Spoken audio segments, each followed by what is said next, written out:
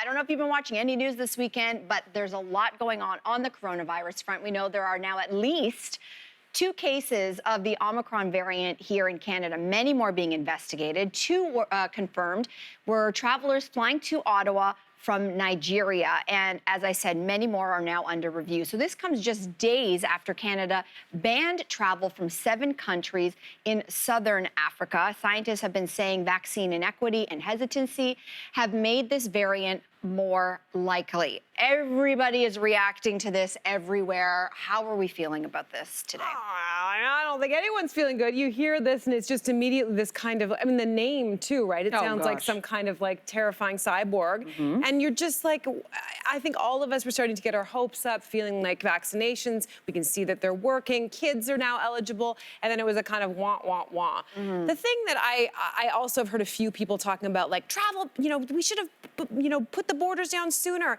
And I hope we've learned something through this pandemic, which is that travel bans do not work.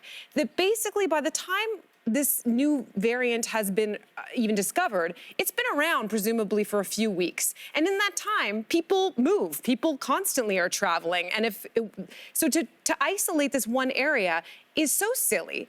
Is actually ineffective. It's performative. Especially if it's the only thing you're doing. That's right. Like they work, but they need to work in combination with other things. Yeah, everyone needs to do it kind of at the same time for it to work. And to me, it just bugs me when everyone's like, everyone should have closed the border. And it stigmatizes. South Africa, their leader was like, you guys are stigmatizing us. Like it was our team of researchers who found this and shared the information rapidly. So why are we being punished? And a lot of people are saying today, this is going to de-incentivize any other potential things that are found in any other part of the world. They might not want to share so fast if it means a shutdown and a stigmatization. So there is that fear on the other side.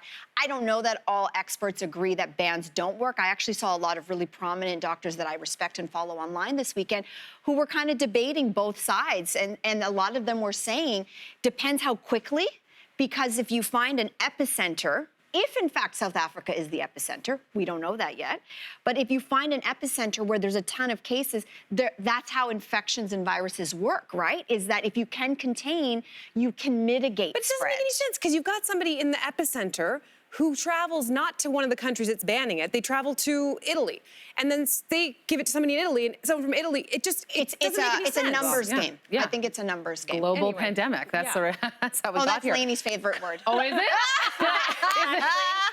Is it like the worst drinking game ever? Yeah. It's a different conversation. Okay, different conversation. Well, I saw this quote from Dr. Richard Lessels out of the University of KwaZulu-Natal in South Africa.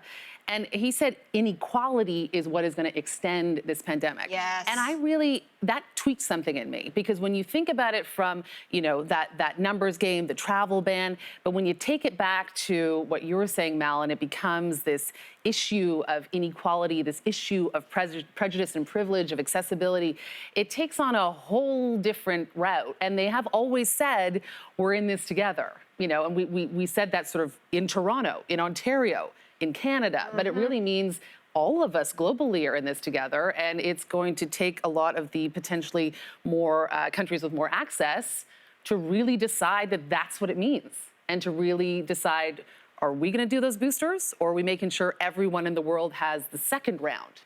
Where are we going there? Yeah, that's a good question, because all we hear from America today is, we just heard it from President Biden. Dr. Fauci was all over the media all over the weekend, and he says, the best thing you could do is get your booster.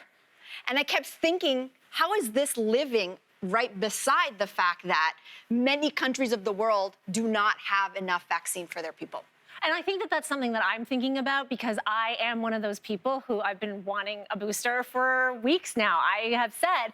And so when I think about it, like, yeah, am I the jerk who's possibly going to get 3 before some people around the world get 1? I don't want to be that jerk. I definitely want to not contribute to inequality. Of course. That said, to your point, a lot of things have to happen at the same time. Like, yes, I think richer countries should share vaccines. That said, when you're a richer country sharing your vaccines, what are your citizens doing at home to adhere to restrictions to make sure that you're not spreading. I mean, before Omicron became this news story, at least where we live, the numbers have been steadily increasing, doubling, right? That's before Omicron. And the reason why is because people, I get it, people are so over it, it's holiday season, and they're out there wilding. I am telling you, like, I'm looking at a non-pandemic world right now. And so are we prepared to respect vaccine equity and live by restrictions? Scale things back so that we, with our 2 shots or maybe even 1, protect ourselves and not allow these numbers to go up. Selfishly, with 2 parents who are immune compromised, 1 who's about to enter hospital, listen, human nature I think of my parents too. Human nature is we take care of our own first. And so my worry, because I'm seeing all these people out there wild and with the idiots who are vaccine hesitant or non-vaxxers or whatever, I'm worried. I'm worried about what is going on at home. But if it's a problem in another part of the world, clearly we're realizing it's consistently a problem in every part of the world. So Dr. Naheen Dosani actually tweeted this, which is interesting. He said, so let me get this straight. Rich countries can show great urgency in imposing travel bans on poor countries because of Omicron. Sorry, but show little urgency when it comes to fixing vaccine inequity, which is why variants like this exist in the first place, which is an interesting thing to say, right? Like, it's like there has been this rush to ban, but there hasn't been the same rush to make sure that these vaccines get out there. Granted, I don't know if every country is as ready and as interested in the vaccines. They've got to do a lot of work there as well. Yeah, are they going to even receive them when they go there? Their leaders have to do work, like for sure over there. I think our leaders too. You know, just a few weeks ago, we live in Ontario. The premier of this province said every restriction is going to be lifted by March. Meaning, like... That was a moronic statement.